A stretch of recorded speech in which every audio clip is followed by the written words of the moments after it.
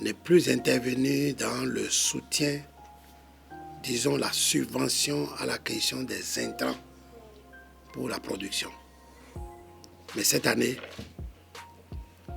à la faveur de toutes les contraintes internes et exogènes et endogènes que nous avons eues, il a été nécessaire pour l'État et les acteurs de mettre la main à la poche pour soutenir la production, surtout l'acquisition des intrants.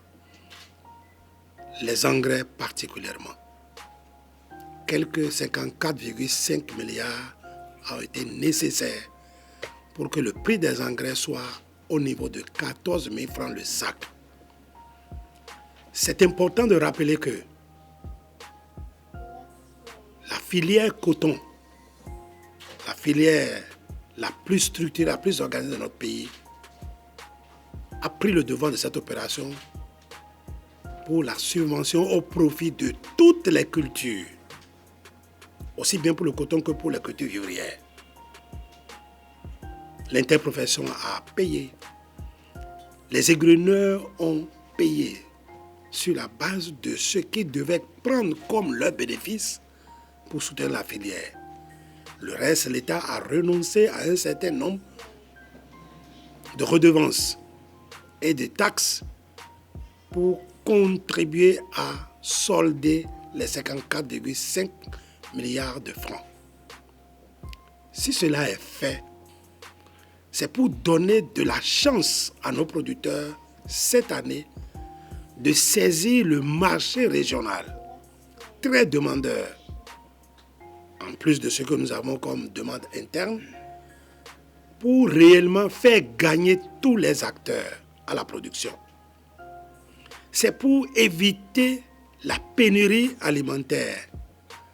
C'est pour soutenir la sécurité alimentaire et faire gagner chaque producteur qui va, au cours de cette année, utiliser ces intrants-là pour produire. Je rappelle en substance que aucun des pays qui nous entourent n'a pu couvrir ses besoins en intrants. Aucun. Aucun des pays qui nous entourent n'a pu couvrir ses besoins en intrants. Même en tablant sur les réserves qu'il y avait, personne n'a couvert. Le Bénin a pu le faire au profit des agriculteurs béninois.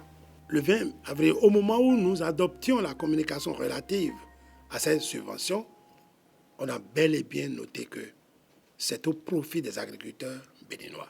Peu après, nous avons sorti un communiqué entre les ministres en charge de l'agriculture, de la sécurité, de l'intérieur, de la décentralisation du commerce, pour dire que toute sortie de ces produits reste une infraction à la loi.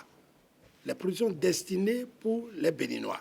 On a parlé au niveau des médias, les médias de proximité, les télés, les médias communautaires et aussi et surtout les médias digitaux, pour que nul ne dise « je n'ai pas appris ».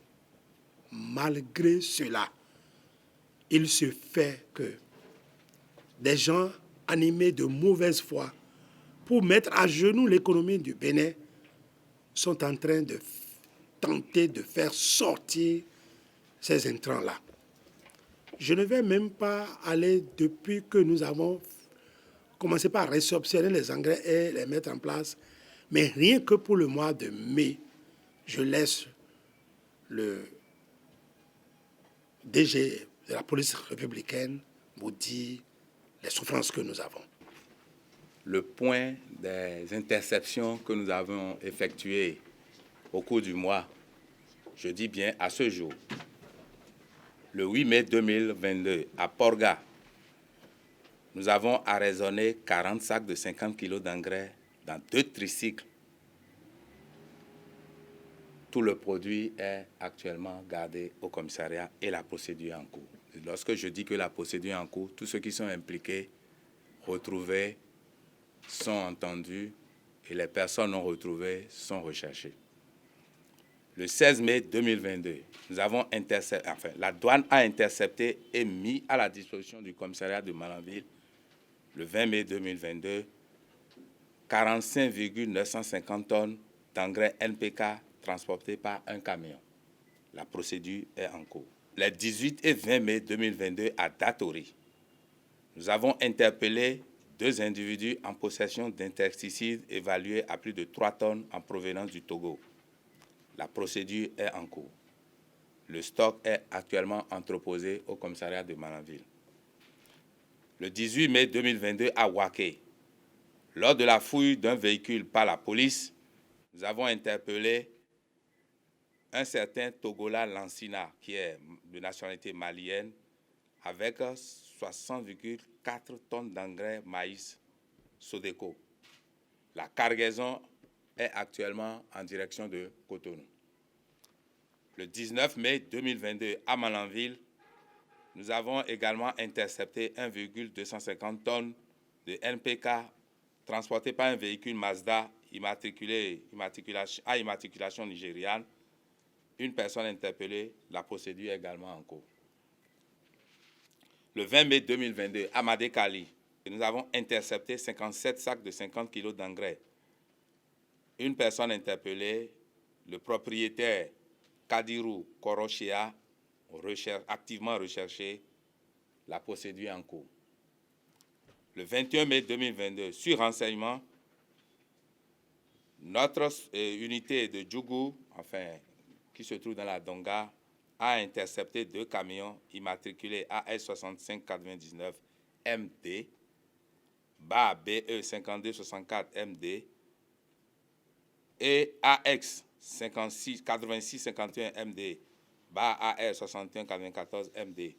Vous comprenez bien que c'est des immatriculations maliennes avec une quantité d'engrais Sodeco évaluée à 50 tonnes par camion.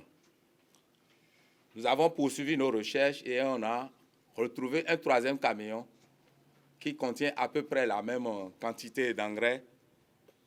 Ce camion également a été intercepté. À l'heure où je vous parle, les 2 premiers camions interceptés sont déjà à Cotonou, devant la BEF. Le 3e camion est actuellement dans les collines et progresse vers Cotonou.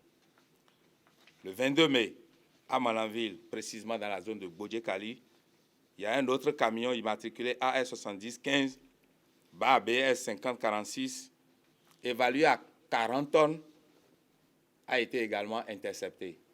Les occupants ont été interpellés, la procédure est en cours. Je voudrais par ailleurs préciser que l'introduction de pesticides frelatés est interdite sur notre territoire.